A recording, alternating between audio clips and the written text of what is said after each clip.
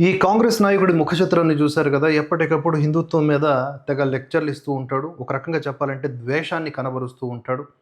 ఈ కాంగ్రెస్ నాయకులు చాలామంది కమ్యూనిస్ట్ లీడర్స్‌తో కూడా పోటీ పడుతూ ఉంటారు.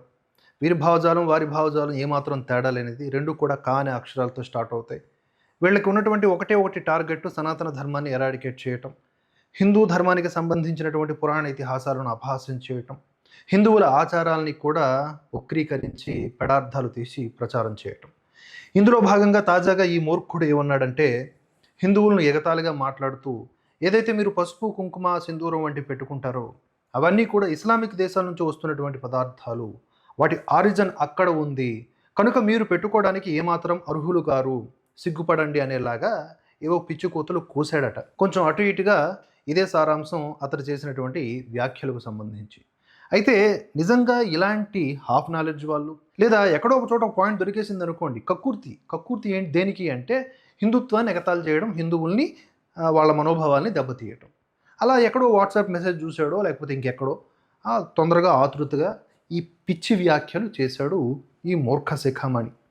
నిజంగా బేసిక్ కామన్ సెన్స్ ఉన్నోడికి ఎవరికైనా తెలుస్తుంది కదా, మనకి పసుపు అనేది ముడి సరుకు, కుంకుమ తయారీకి కూడా. ఆ పసుపుకి పేటెంటే మన దేశానికి రిలేటెడ్గా ఉన్నది. 80% పసుపు భారతదేశమే ప్రపంచానికి అందిస్తోంది. పసుపు కానీ, కుంకుమ కానీ, సింధూరం కానీ, సింధూరం కూడా సింధులోయ నాగరికత నుంచి కూడా మనకు ఉన్నటువంటిదే. ఇది తవ్వకాల్లో బయటపడినటువంటి సహేతుకమైన ఆధారాలు కలిగి ఉన్నటువంటి అంశం. ఇన్ని విధాలైన చారిత్రక సత్యాల్ని, హిందుత్వానికి సంబంధించిన వ్యవహారాల్ని, నిజాల్ని తొక్కిపెట్టి పనికిమాలిన ఫాల్తూ, వీళ్ళు నిజంగా వాట్సాప్ యూనివర్సిటీ బ్యాచ్.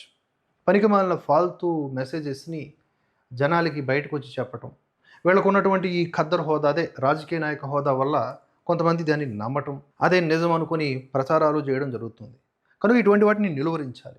ఇలాంటి మూర్ఖులు ఎప్పటికప్పుడు కొత్త కొత్త పంథాలో విచిత్రముగా మన దేశానికి, ధర్మానికి ఎగనిస్ట్గా మాట్లాడుతూ ఉంటారు. పిచ్చి అర్థాలు తీస్తూ ఉంటారు. దయచేసి అర్థం చేసుకోండి. పసుపు, కుంకుమ, మరి ఇతగాడి తల్లి, చెల్లి, వాళ్ళ ఇంట్లో ఉన్నటువంటి ఆడపిల్లలు కూడా పసుపు, కుంకుమ ధరించే ఉంటారు. ఇప్పటికీ కూడా అదే పని చేస్తూ ఉంటాడు.